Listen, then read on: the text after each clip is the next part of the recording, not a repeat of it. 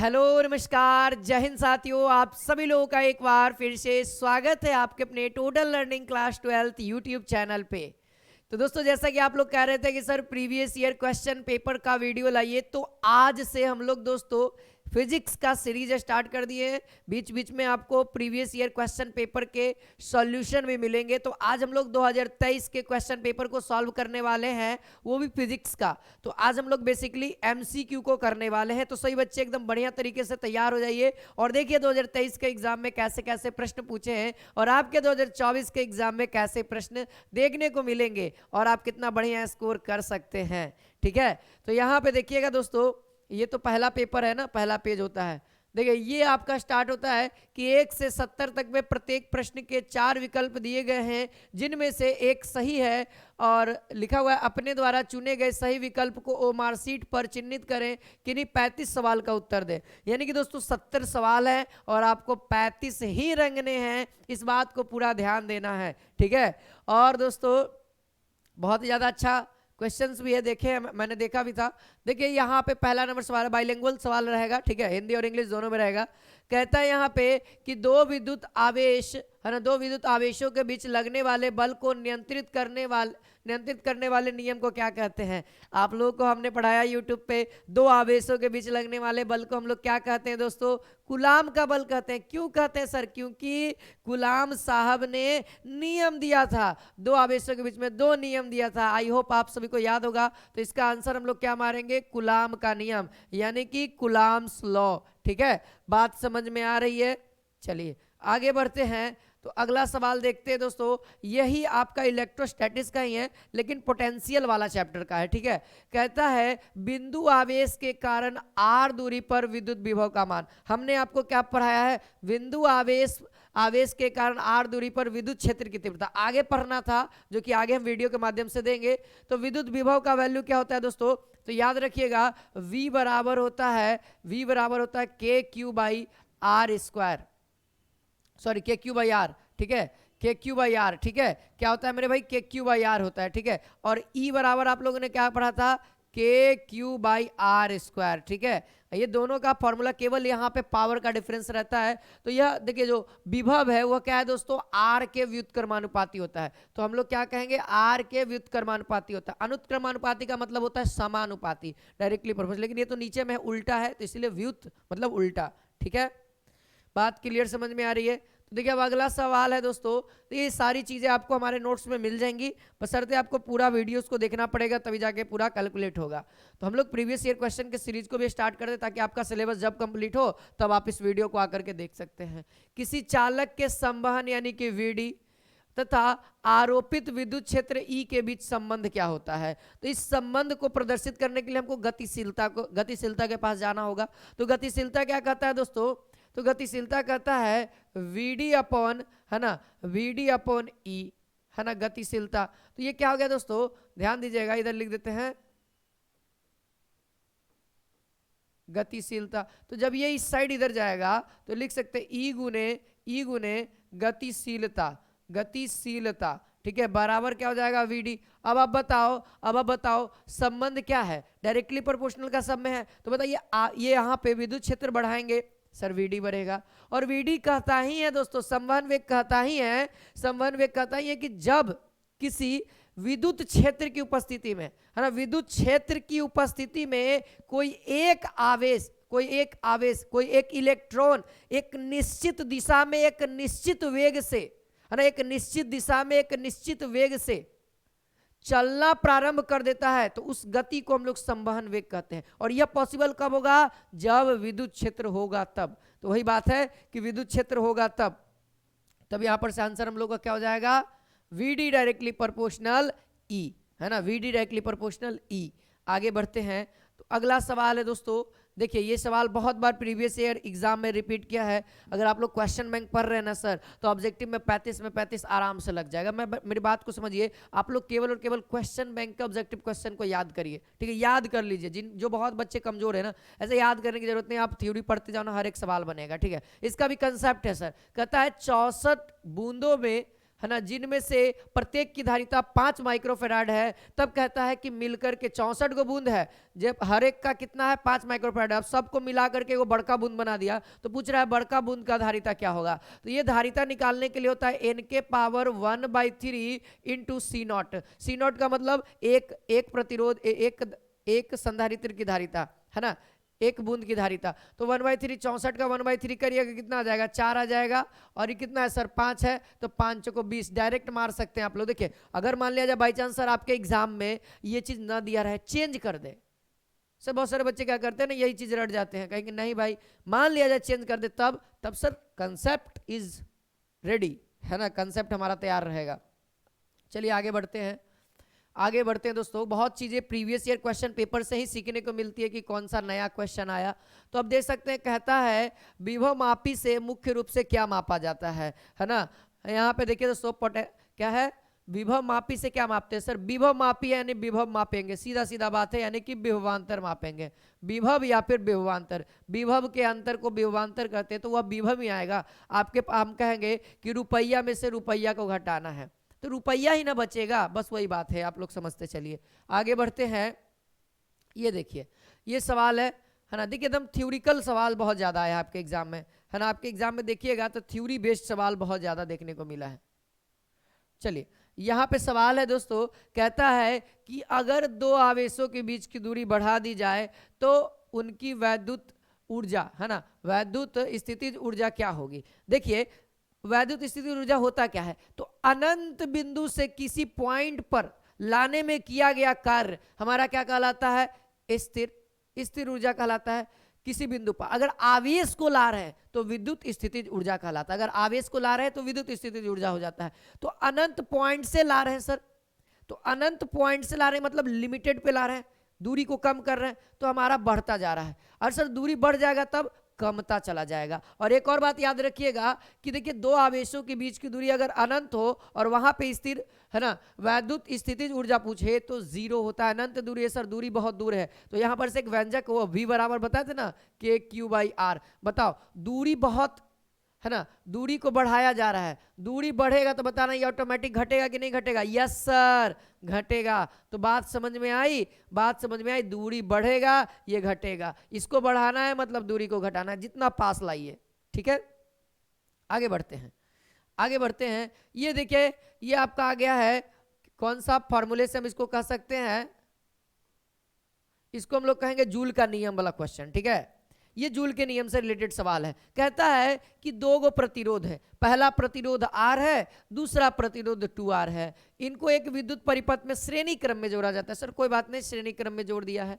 तो कहता है R तथा 2R में उत्पन्न ऊष्मीय ऊर्जा का अनुपात क्या होगा। तो जूल का नियम यहाँ पे कहता है कि जो ऊष्मा होता है, वह होता है I²RT, ये जनरल फार्मूला होता है। अब हमको पहले इसके लिए बात करते हैं, तो इसके लिए क्या हो जाएगा, हीट 1, है ना, हीट R कह देते हैं, और हीट यहाँ पर से आप लोग ध्यान दीजिएगा हीट RE कह देते हैं, दोनों का अनुपात कह रहा है ना, तो बहुत ईजी है, ठीक है, 2R कह देते हैं। तो अब आप लोग फॉर्मूला निकाल दीजिएगा, धारा तो सेम रहेगा सर, धारा उसमें भी उतना, प्रतिरोध केवल चेंज है, तो इसमें R है, यही हो जाएगा, यहाँ पे I² 2R हो जाएगा। देखिए RT ये सब कैंसिल आउट, बचा क्या यहाँ पे 1/2, यानी कि 1:2 हमारा आंसर आ रहा है। ध्यान से अगर देखेंगे तो बहुत जल्दी बनने वाले सवाल है, ये सब कुछ उतने भी टफ नहीं है, ठीक है। ये देखिए इस सवाल को देखिए, हाँ जी, स्वप्रेरकत्व जो पढ़ा होगा तो उससे बन गया होगा सर, आसानी से बन गया होगा। कहता है कि किसी कुंडली में धारा 0.1 सेकेंड के लिए बह रहा है, और धारा बह रहा है तो 5 एम्पियर से 2 एम्पियर हो जाता है।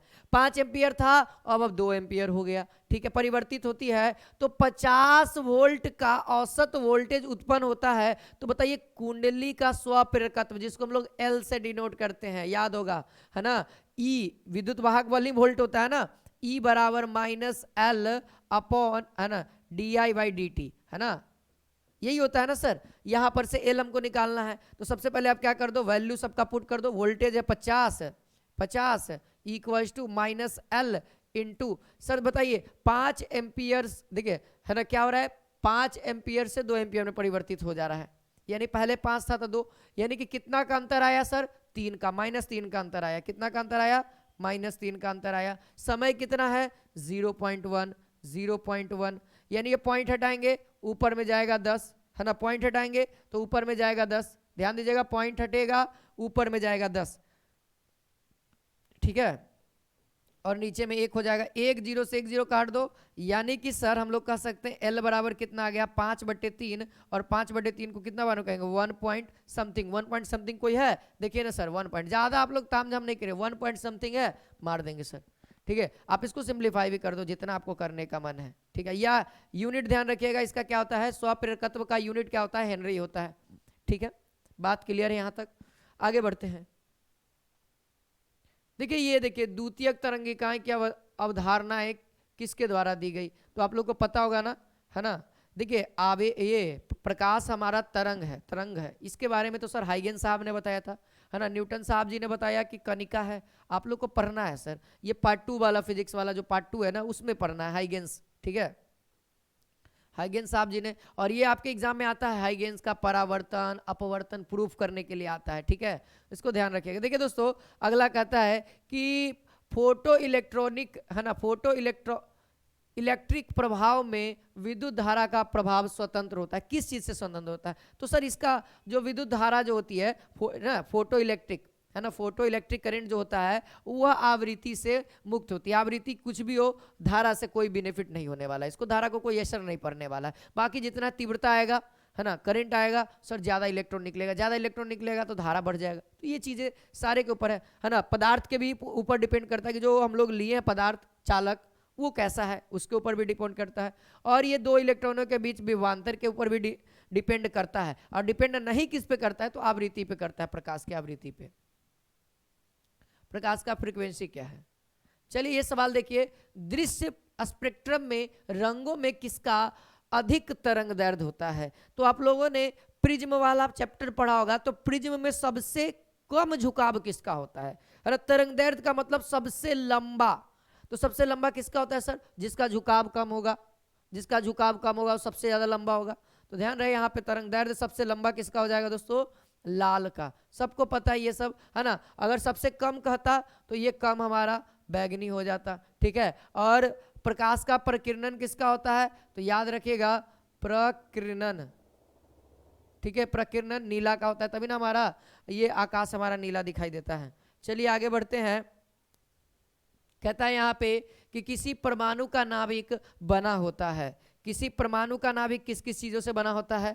तो कोई भी परमाणु हो, एटम हो, उसको किसका होता है दोस्तों? प्रोटॉन और न्यूट्रॉन का होता है नाभिक के अंदर। और इसी का भार, इन दोनों का भार ही पूरे परमाणु का भार होता है, ठीक है। याद रखिएगा, है ना, नाभिक वाले चैप्टर में पढ़ना है, मॉडर्न फिजिक्स। चलिए इस सवाल को देखिए, ये सवाल भी इजी है, बहुत आसान है। बहुत बार आप लोग को नोट्स में तो ये सारा चीज मेंशन करवाया जाता है सर, है ना, कि केवल धारिता युक्त प्रत्यवर्ती धारा, परिपथ में धारा और वोल्टेज का मान कितना होता है सर? 90 डिग्री होता है। π/2 आप लोग को लिखाया गया होगा, और π/2 ही 90 डिग्री कहलाता है, ठीक है। ये सब चीजें ज्यादा सोचने वाली बात ही नहीं है। प्रत्यवर्ती धारा का चैप्टर का ये सवाल है। कहता है अगला कि निम्नलिखित में से किस वैद्युत चुंबकीय विकिरण, है ना, का तरंग दैर्ध्य न्यूनतम होता है? ध्यान दीजिए दोस्तों, न्यूनतम में क्या हो जाएगा? तो न्यूनतम में गामा तरंगे होती है, ठीक है। और सबसे अधिक में किसका होता है? रेडियो तरंगे होती हैं, जिसका हम लोग मोबाइल फोन वगैरह वगैरह यूज करते हैं ना, टावर वगैरह में, तो वो रेडियो तरंगे होती हैं, है ना। ये चीजें आपको वैद्युत चुंबकीय वाला चैप्टर में पढ़ना होगा। देखिए, एक गोलीय दर्पण को पानी में डुबाया जाता है तो इसकी फोकस दूरी क्या होती है? कुछ नहीं होगी सर, क्या दिक्कत होगा? कुछ नहीं असर पड़ने वाला है, ठीक है। तो ध्यान दीजिएगा कि यह क्या होगी, वही का वही रहेगी, समान रहेगी, कुछ भी असर नहीं होने वाला है, ठीक है। ध्यान रखिएगा, ये सब सारे सवाल है ना जो आपके एग्जाम में पूछे हुए। देखिए ये भी सवाल आपके एग्जाम में पूछा हुआ है ना। अब आप लोग क्वेश्चन बैंक उठाइएगा तब ना बुझाएगा, और अभी से आप लोग क्वेश्चन बैंक उठाना स्टार्ट कर दीजिए। पूर्ण आंतरिक परावर्तन की स्थिति में परावर्तन गुणांक का जो मान होता है वह कितना होता है? 1 होता है। ध्यान रखिएगा कितना होता है? 1 होता है, ठीक है। अगला सवाल है कि पार्थिव दूरदर्शी द्वारा, है ना, पार्थिव दूरदर्शी द्वारा बना है ना अंतिम प्रतिबिंब यानी दूरदर्शी है दोस्तों, टेलीस्कोप में, है ना। देखिएगा यहाँ पे लिखा होगा, कभी कभी आपको क्या हो ना हिंदी नहीं ना समझ में आए तो इंग्लिश को भी कभी कभी ध्यान दे करके देखिएगा, तो बहुत जल्दी सवाल बन जाते हैं, ठीक ना। कभी कभी इंग्लिश वाला हिंदी में, हिंदी वाला इंग्लिश में मैनेज हो जाता है, ठीक है। तो याद रखिएगा जो इसका आंसर हो जाएगा काल्पनिक और वस्तु की अपेक्षा सीधा होता है, ठीक है। जो ये बनता है दोस्तों वह काल्पनिक होता है, वस्तु की अपेक्षा सीधा होता है, ठीक है, ध्यान रखिएगा।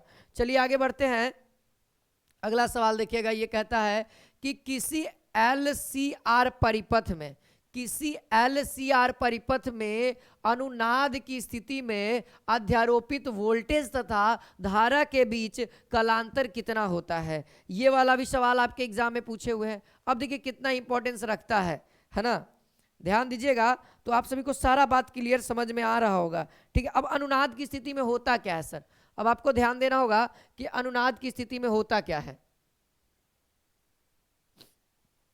ना। तो ध्यान दीजिएगा अनुनाद की स्थिति में जो होता है दोस्तों, एंगल, धारा और वोल्टेज के बीच एंगल जो होता है, सबसे पहले उसको जानना होगा, tan फाई बराबर है ना XL माइनस XC होता है, यही होता है ना, आप लोगों ने यही पढ़ा है ना, यही तो है सर धारा तथा वोल्टेज के बीच का कोण, कलांतर, है ना, यही होता है, ठीक है। अब हम लोगों ने अनुनाद की स्थिति में पढ़ा था XL माइनस XC का वैल्यू जो है वह 0 के बराबर होता है, यानी कि सर ये tan जो है 0 के बराबर होता है, तो सर tan फाई बराबर 0, तो फाई का वैल्यू कितना सर, tan 0 पर ही 0 होता है, यानी कि शून्य पर ही यहाँ पे क्या हो जाएगा, है ना, शून्य। ये वोल्टेज और धारा के बीच का एंगल कितना होता है, 0 डिग्री होता है। कितना डिग्री होता है, 0 डिग्री होता है।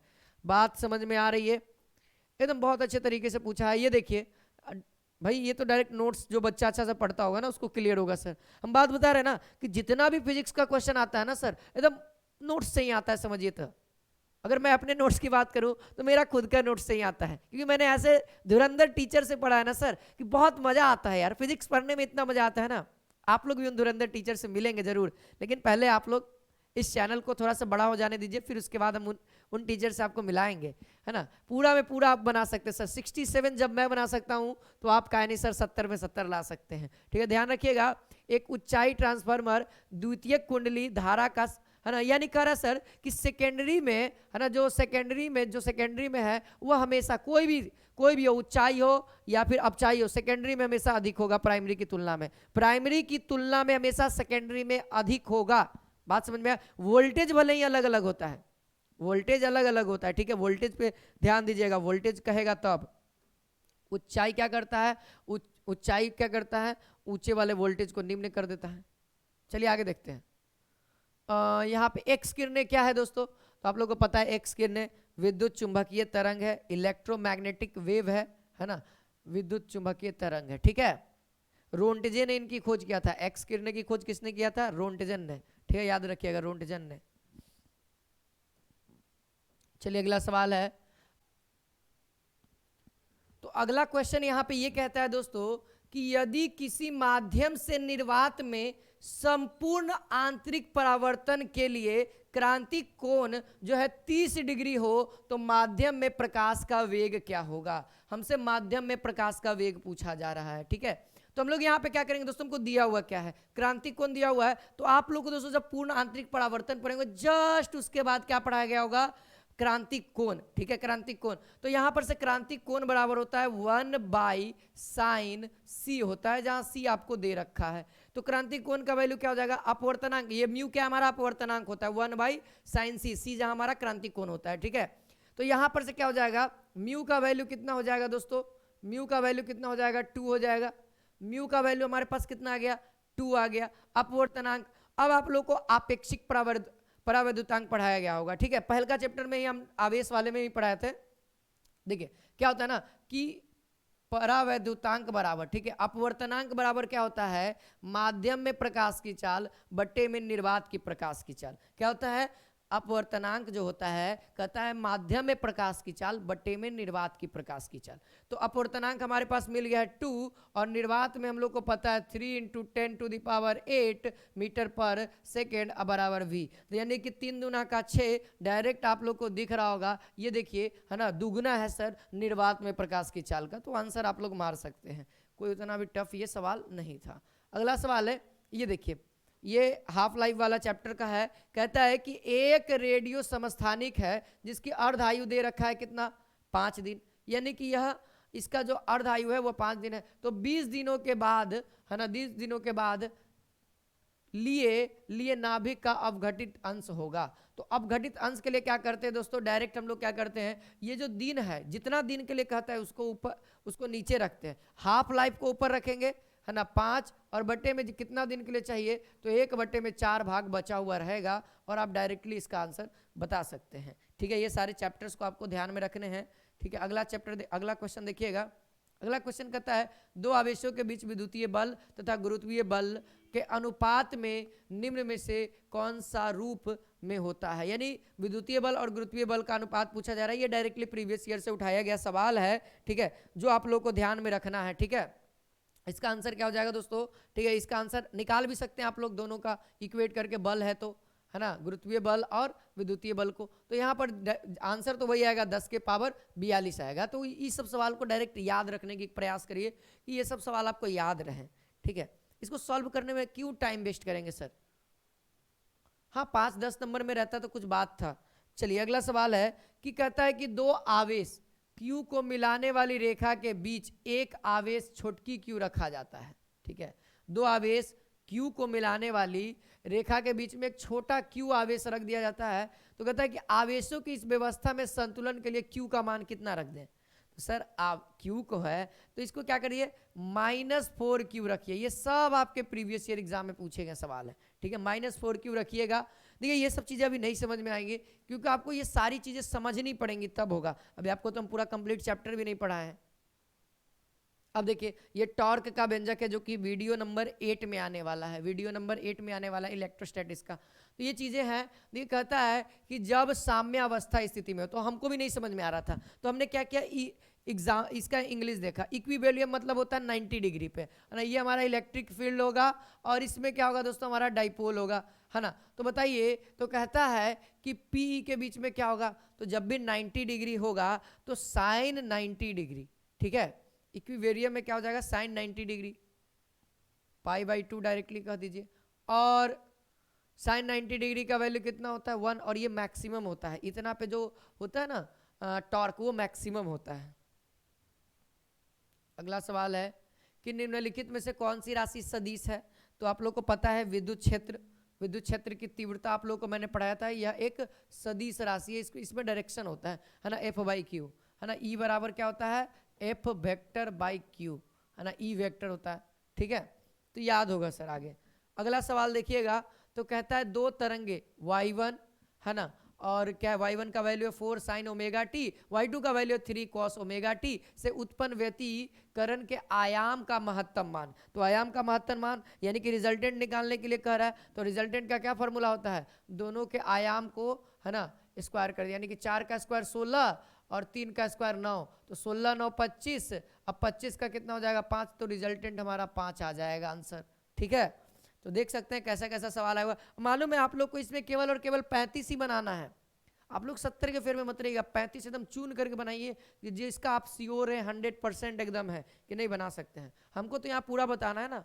चलिए, परिनालिका में चुंबकीय, है ना, चुंबकीय ऊर्जा घनत्व का सूत्र, है ना, परिनालिका में चुंबकीय ऊर्जा घनत्व का सूत्र क्या होता है। तो याद रखने वाली चीजें ये सब डायरेक्ट सूत्र से B²/2 mu naught, B²/2 mu naught.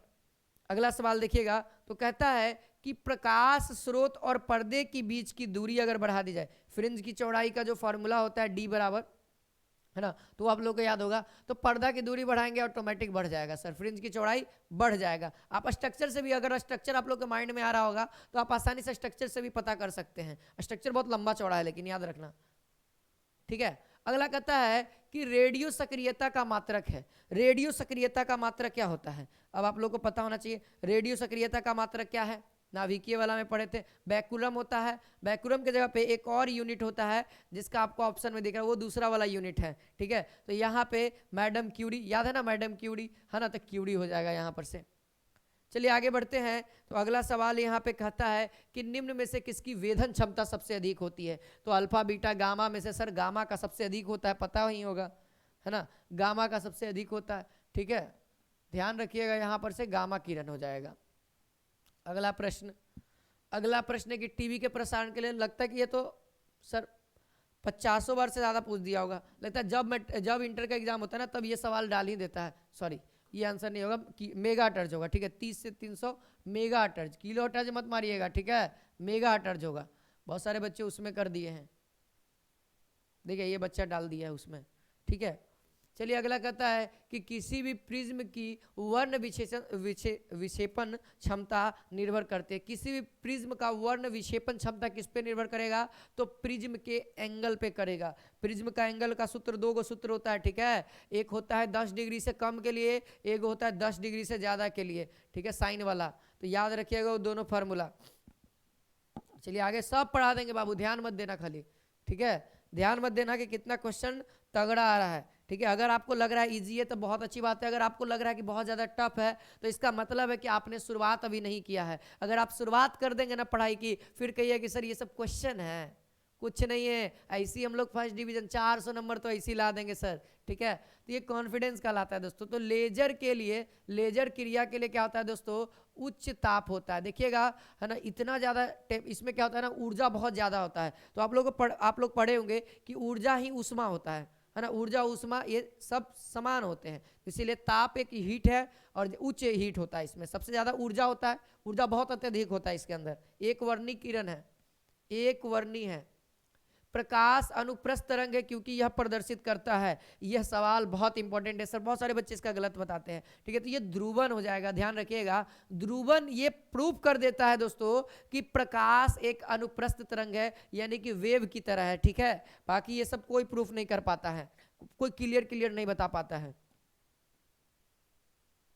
चलिए अगला सवाल है कि 6 माइक्रोफेराड का 3 गो संधारित्र है और आपको बताना है कि न्यूनतम और अधिकतम धारिता कितनी होगी। 3 गो है, 6 गो का, तो न्यूनतम तो आपको पता है, बटा में कर देंगे। तो 1/6, 3 गो है ना, 1/6 प्लस 1/6 यानी 3/6 यानी 1/2, यानी कि जो हमारा आ जाएगा, क्या इसको कहते हैं भाई, संधारित्र ना, CS हो जाएगा। CS का वैल्यू 2 आ गया और CP का वैल्यू कितना आ जाएगा, सबको जोड़ दो, 6 + 6 + 6 यानी 18 आ जाएगा। कितना आ जाएगा? 18। तो 2 और 18 कितना? न्यूनतम हमारा 18 है। सीरीज में देखो, संधारित्र में सीरीज में क्या होता है, न्यूनतम होता है और पैरेलल में मैक्सिमम होता है। अगर वही प्रतिरोध में बात करेंगे तो जस्ट इसका उल्टा हो जाता है। सीरीज में प्रतिरोध में बड़ा हो जाता है, मैक्सिमम आता है, और पैरेलल में कम आता है। ठीक है, अगला देखिए, अगला कहता है प्रत्यवर्ती धारा I का I = 60 इंटू साइन 100πt में धारा के मूल मध्य वर्ग का मान क्या होगा।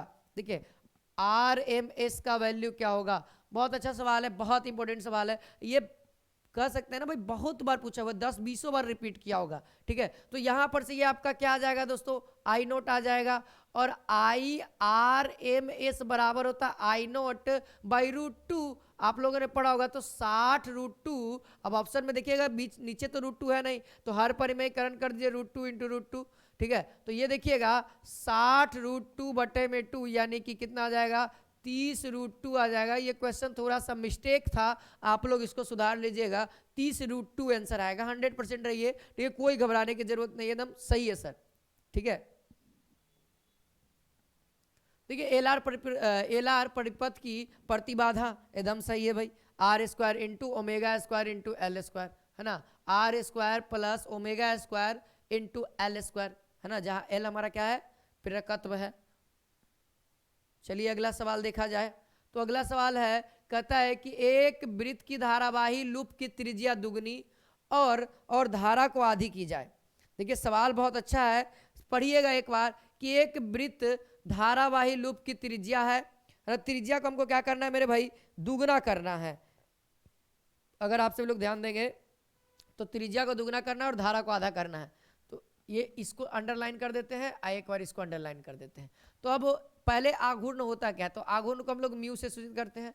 तो विद्युत क्षेत्र में तो म्यू आता ही है, तो म्यू बराबर फॉर्मूला यहां पर से क्या हो जाएगा, आप लोग को पता होना चाहिए।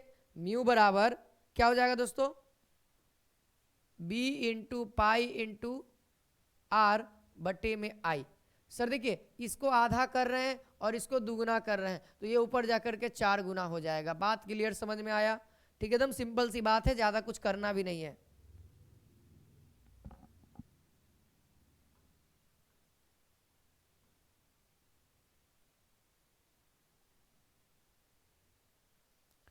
कहता है एक चौक कुंडली का स्वप्रेरकत्व यानी दे दिया है, एल का वैल्यू दे दिया है, और यहाँ पे दोस्तों di/dt का वैल्यू दे दिया है, और पूछ रहा है विद्युत वाहक बल यानी ई बराबर क्या होता है -L di/dt। पता है ना di/dt। अब क्या करना है सर, कुछ नहीं, केवल मल्टीप्लाई करना, 5 दूना का 10 और ऋणात्मक चिन्ह लगा देना है। ठीक है, क्योंकि यहाँ पे माइनस में होता है। बात समझ में आ रही है ना? हाँ सर, ठीक है, इतना क्लियर है तो उम्मीद है आप लोगों को समझ में आ गया होगा। चलिए आगे बढ़ते हैं। कहता है पृथ्वी का चुंबकीय आघूर्ण कितना होता है। अब आप लोग मुझे बताएंगे कि पृथ्वी का चुंबकीय आघूर्ण कितना होता है। भाई पृथ्वी का चुंबकीय आघूर्ण कितना होता है सबको पता है ना? 8 × 10⁻22 जूल पर टीसला, है ना? ठीक है, यहाँ पे क्या हो जाएगा, ऑप्शन नंबर डी हो जाएगा। अगला सवाल आप सभी लोग देखिएगा। तो कहता है दोस्तों कि चुंबकीय तरंग, है ना, देखिए विद्युत चुंबकीय तरंग और, है ना, ये चुंबकीय, देखिए विद्युत तरंग, विद्युतीय तरंग और चुंबकीय तरंग के बीच का जो कलांतर होता है वो याद रखिएगा 0 होता है। कितना होता है? 0 होता है ना? ये थोड़ा सा नया सवाल आपको देखने को मिल रहा है। ठीक है, अगर और पीछे बैक ईयर के सवाल देखेगा ना तो ये भी पुराना हो जाएगा। ठीक है, चलिए अब ये वाला सवाल बहुत ही लल्लन टॉप है, बहुत सारे बच्चे इसको गलत कर देते हैं। मालूम है क्या किए बहुत सारे बच्चे, ये डी मार क्या है, लेकिन होगा आंसर इसका -2.5। होगा कैसे सर? क्वेश्चन क्या कर रहा है, 40 सेंटीमीटर उत्तर लेंस है ना, तो सर इसका हमको क्या निकालना है, क्षमता निकालना है। तो सेंटीमीटर में है तो हमको फॉर्मूला लगाना होगा 100/f, है ना, तो 100/f क्या 40 हो जाएगा। और ध्यान रखिए ये 20 सेंटीमीटर फोकस दूरी वाला अवतल लेंस है, तो अवतल लेंस में फोकस दूरी क्या होता है, माइनस होता है। और भाई कंबाइंड करके रखा गया था यानी कि प्लस होगा, और यहाँ पे क्या होगा 100 फोकस दूरी माइनस में होगा तो 20/20 हो जाएगा। अब आपको केवल इसको सॉल्व कर देना है। अगर आप इसको 0 से 0 उड़ा दीजिएगा तो कोई दिक्कत नहीं होने वाला है। 10/4 और ये क्या कर देगा -10/2। अगर आप इसको सिंप्लीफाई करेंगे तो क्या आ जाएगा, मेरे ख्याल से ऋणात्मक वैल्यू आएगी, है ना, ऋणात्मक वैल्यू आएगी तो कितना आ जाएगा, 4 तो एलसीएम होगा ही होगा। इधर देखिए 4 एलसीएम होगा। ठीक है, तो 10 माइनस, है ना, कितना हो जाएगा 20, 10/4 यानी 2/5 और 2 दूना का 4 यानी कि ऑप्शन नंबर बी हो गया, है ना। 5/2 को आप लोग कितना लिखोगे सर, 2.5 लिखोगे। और क्या, और माइनस में वैल्यू है बड़ा वाला, तो ये माइनस में आ जाएगा, -10 आएगा तो सबका वैल्यू माइनस कर देगा। बात समझ में आ गई, -2.5 डायोप्टर। अगला है व्यतिकरण की घटना का कारण है। तो व्यतिकरण की घटना का क्या मेन कारण है दोस्तों, तो वो मेन कारण है, ठीक है, तीव्रता में परिवर्तन। ठीक है, तीव्रता में परिवर्तन होगा, उसी कारण से क्या होगा दोस्तों, सॉरी यहाँ पे तीव्रता में परिवर्तन नहीं होगा, कला होने का कारण कह रहा है। देखिए यहाँ पे क्वेश्चन क्या कह रहा है, व्यतिकरण की घटना का कारण कह रहा है कि व्यतिकरण की घटना क्या होगा। तो याद रखना व्यतिकरण की घटना तभी होगा जब कला संबंध होगा, है ना। दो यहाँ पे क्या होता है, व्यतिकरण 2 किरणें होती है यहाँ पर से, है ना, और दोनों ही क्या होता है कला, यानी कि समान व्यतीत, है ना, आयाम सब चीज समान होना चाहिए, यानी कह सकते हैं कि फेज डिफरेंस। ठीक है, कलांतर क्या होना चाहिए, समान होना चाहिए, यानी कलांतर के कारण ही दोस्तों क्या होता है ना, ये काम होता है, व्यतिकरण होता है। और व्यतिकरण का एग्जाम्पल आप सब लोग देख सकते हैं, अपने घरों में भी देख सकते हैं, रोड पे भी देख सकते हैं। बारिश के मौसम में क्या होता है ना, तेल वगैरह गिर जाता है गाड़ियों से तो वो रंगीन पट्टे दिखाई देने लगता है। तो ये कहता है ध्रुवित प्रकाश उत्पन्न करने के लिए, है ना, किसको प्रयुक्त करते हैं, तो याद रखिएगा निकोल प्रिज्म को। अगर आप लोगों ने नहीं पढ़ा है तो इसको याद रख लीजिए, क्योंकि मान लिया जाए 2024 में भी सवाल तो रिपीट करेंगे ही करेंगे, इतना तो गारंटेड है सर। देखिए ये जो प्रतीक है ये किसका है, तो आप लोग ध्यान देंगे तो आप लोगों ने पढ़ा होगा सर पीएन जंक्शन, है ना, पीएन जंक्शन डायोड, है ना, पीएन जंक्शन डायोड। तो ये आप लोगों को पीएन जंक्शन नहीं दिया है ना, डायोड केवल लिख दिया है, तो हम लोग भी डायोड को ही मार देंगे, पीएन जंक्शन डायोड। इंग्लिश में संधि कहते, हिंदी में संधि भी कहते हैं। तो ये कहता है दोस्तों ट्रांजिस्टर के प्रवर्धन, है ना, प्रवर्धन गुणांक का क्या होता है, तो कहता है भाई आउटपुट बटा में इनपुट वोल्टेज। तो भाई वोल्टेज ऊपर भी वोल्टेज नीचे भी, है ना। प्रवर्धन गुणांक कहता है आउटपुट वोल्टेज बट्टा में इनपुट, है ना। तो क्या हो जाएगा भाई, तो वोल्टेज वोल्टेज खत्म हो जाएगा, तो यूनिट हुआ कहाँ सर, यह भी एक, इसका कोई भी यूनिट नहीं है, नो यूनिट। क्या, नो यूनिट। याद रखिए क्या होता है, आउटपुट वोल्टेज और इनपुट वोल्टेज, कहानी खत्म। कहता है कि निम्न में से कौन सा तर्क द्वार सार्वजनिक द्वार होता है ना। नैंड गेट होता है और नॉर गेट होता है, दो गो होता है। एक नैंड गेट जो जो कंबाइंड करके बना है ना, वो वाला, तो यहाँ पे एक ही को कंबाइंड वाला दिख रहा है, बाकी सब तो बेसिक दिख रहा है ना, ये सब तो बेसिक है, बाकी कंबाइंड करके जो है वो नैंड गेट और नॉर गेट है। तो यहाँ पे आंसर जो होगा वही होगा। UHF आवृत्ति की तरंगे प्रायः कैसे होती है, तो UHF क्या होता है दोस्तों, भू तरंगे होती है ना, भूकंप वाला, ठीक है, याद रखिएगा, भूकंप वाला याद है ना। UHF क्या होता है, भूकंप वाला, भू तरंगे होती है। चलिए अगला सवाल देखिए, द्विधारी, ये बहुत बार पूछा हुआ है, रिपीटेड सवाल है, 15 वाला है वो पूछ देता है ना, 25 वाला। तो इसको आप क्या करेंगे, इसको बनाने के लिए क्या है, एलसीएम जैसे लेते हैं ना, उस तरीके से लिखना 25, और हमेशा 2 ही से लगना चाहिए, है ना। इसका आधार देखिएगा बेस 2 है, तो 2 से ही लगाना है, 2 से लगाइएगा तो कितना बार लगेगा, तो आप कहिएगा कि सर 24 बार, 6 चौको 24, है ना, तो 6 बार लगाइएगा, रिमाइंडर कितना बचेगा 1, ठीक है, फिर लगाइएगा कितना बार में, 3 बार में, रिमाइंडर बचा 0, फिर लगाइएगा 2 बार में, है ना, कितना यहाँ पे क्या बचेगा 1, और लगाएंगे तो यहाँ पे 1, है ना, 1 बार में लगाए ना। अब देखिए,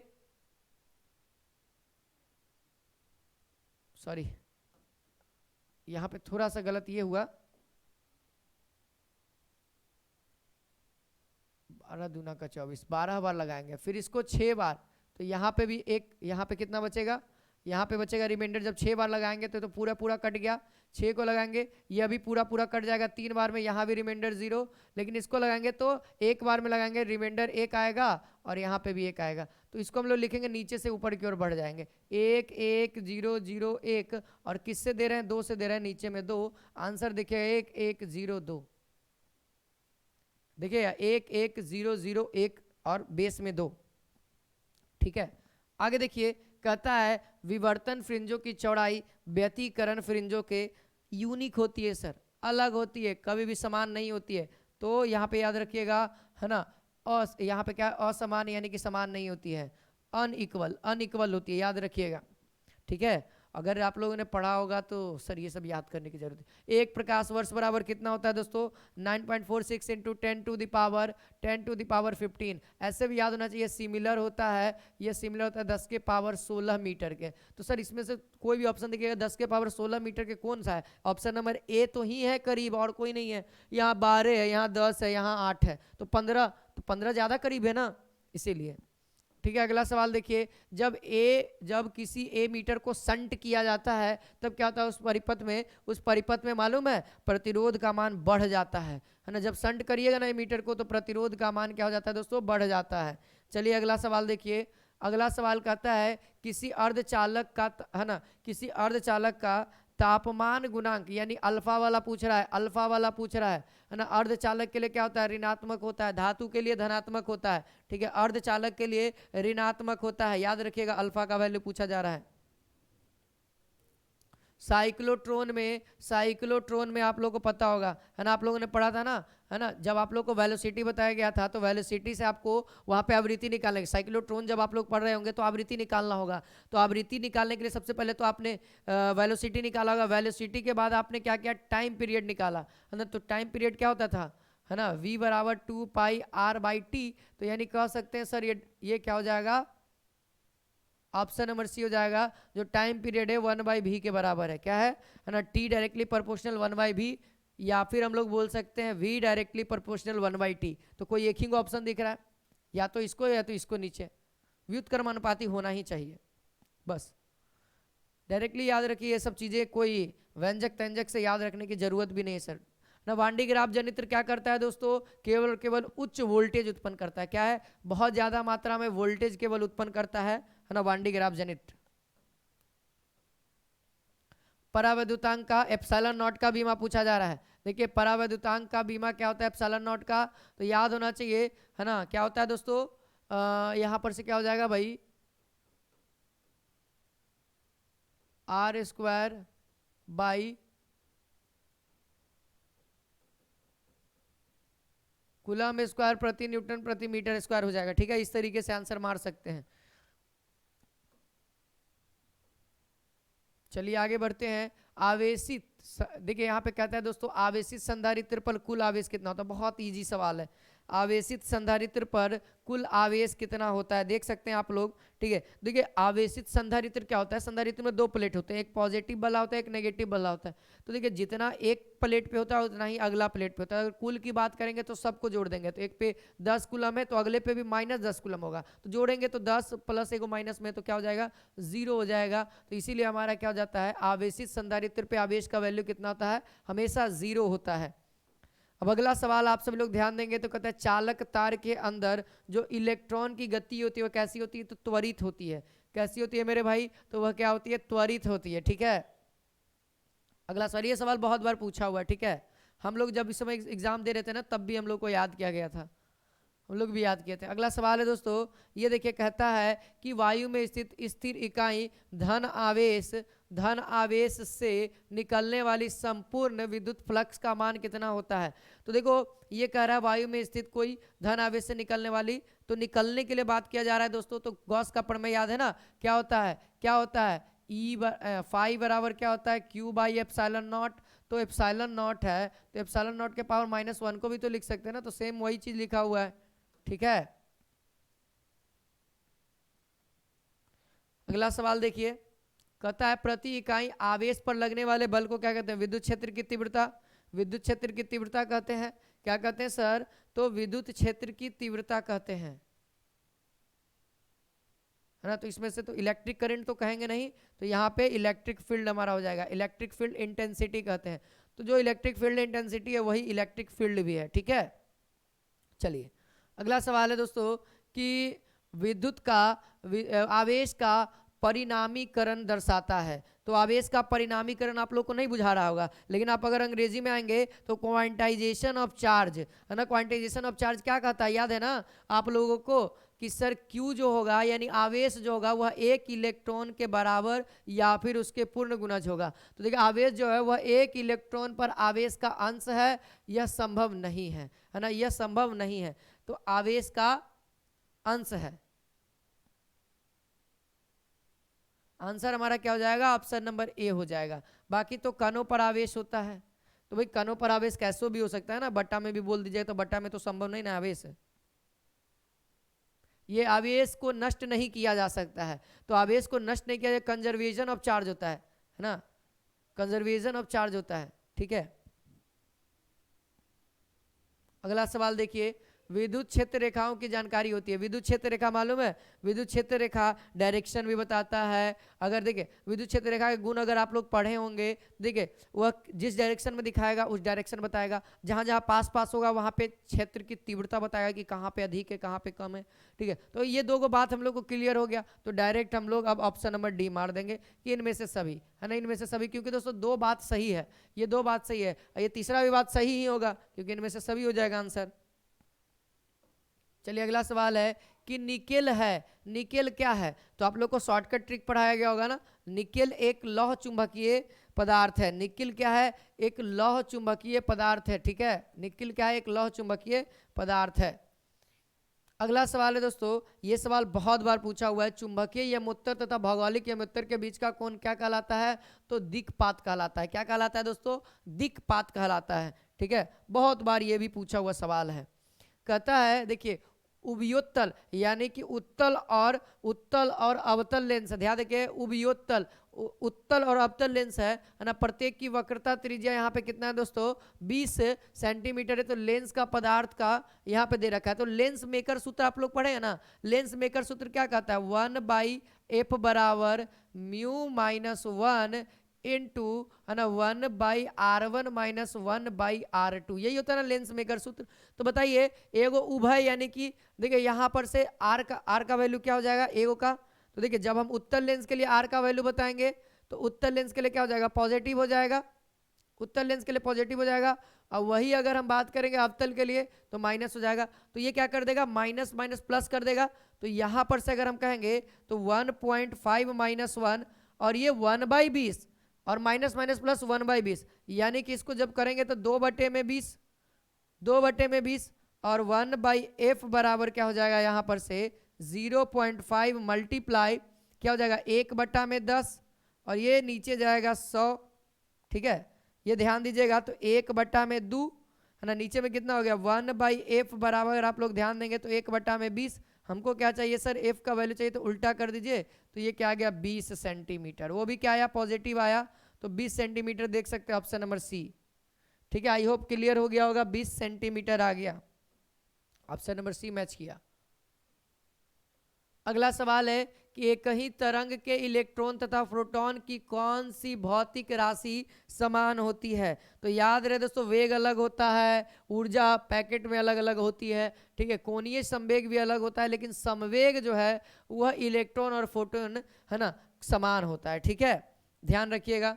चलिए अगला सवाल देख लेते हैं। यहाँ कहता है नाभिकीय रिएक्टर में मंदक का कार्य करता है D2O, याद है ना, D2O मंदक का काम करता है। लेकिन मंदक क्या है, मंदक किसको करेंगे, मंद किसको करेंगे ताकि वह मंदक हो जाएगा। तो याद है कि न्यूट्रॉन की गति को अगर धीमा कर देते तो वह मंद हो जाता है। वह क्रिया क्या हो जाता है, वह क्रिया क्या हो जाता है, मंद हो जाता है न्यूट्रॉन की गति को। और ये जो D2O हम लोग पढ़ते हैं वो मंदक के रूप में इस्तेमाल करते हैं, वह न्यूट्रॉन की गति को धीमा करता है। अगला सवाल है दोस्तों 69, कहता है पी प्रकार के अर्धचालक के लिए अशुद्ध तत्व के रूप में प्रयोग किया जाता है। तो बोरॉन हो जाएगा इसका आंसर, है ना। ये सवाल तो बहुत बार पूछा हुआ भी है, बोरॉन हो जाएगा। ठीक है, बहुत इंपॉर्टेंट सवाल है। अगला है लास्ट क्वेश्चन, कहता है डायोड का प्रयोग कहाँ करते हैं। 70 क्वेश्चन हो गया। डायोड का प्रयोग कहाँ करते हैं दोस्तों, तो दिष्टकारी यानी रेक्टिफायर में करते हैं। ठीक है, याद है ना, एसी को डीसी में, डीसी को एसी में बदलने के लिए। रेक्टिफायर क्या है सर, ये आपका इन्वर्टर कह सकते हैं। इन्वर्टर ऐसे अलग चीज होती है, रेक्टिफायर अलग चीज होती है। एसी को डीसी में और डीसी को एसी में बदलने वाले उपकरण को हम लोग क्या कहते हैं, रेक्टिफायर कहते हैं। रेक्टिफायर भी दो प्रकार का होता है, पूर्ण रेक्टिफायर, एक अर्ध रेक्टिफायर, है ना, अर्ध दिष्टकारी और पूर्ण दिष्टकारी। ठीक है, तो वो चीज़ें आप लोग को पूरा डीपली अंदर पढ़ने को मिलेंगे। ठीक है, अब देख लीजिए थोड़ा सा हम लोग शॉर्ट क्वेश्चंस को भी देख लेते। देखिए सूक्ष्मदर्शी द्वारा आवर्धन क्षमता की स्थिति में अधिक होगी। देखिए कार्बन डेटिंग क्या है, आपसे पूछा गया, विद्युत धारा में आपको पढ़ना है। देखिए आप लोग को पार्ट 2 वाला जो किताब है उसमें पढ़ना है। नॉर गेट और एंड गेट बनाना है, सत्यता सारणी और बुलियन व्यंजक को लिखना है, बहुत ईजी है। मॉड्यूलेशन को आपको प्रूव करना है, बहुत आसान है सर। कुछ इतना ही सवाल था। हम लोग मेनली रूप से एमसीक्यू को ही लेकर के आए थे, बाकी सब्जेक्टिव क्वेश्चन को भी हम लोग करेंगे, बेहतरीन आंसर की के साथ करेंगे। तो आज के लिए इतना ही। अगर वीडियो पसंद आया तो शेयर कर दीजिएगा। जय हिंद, जय भारत।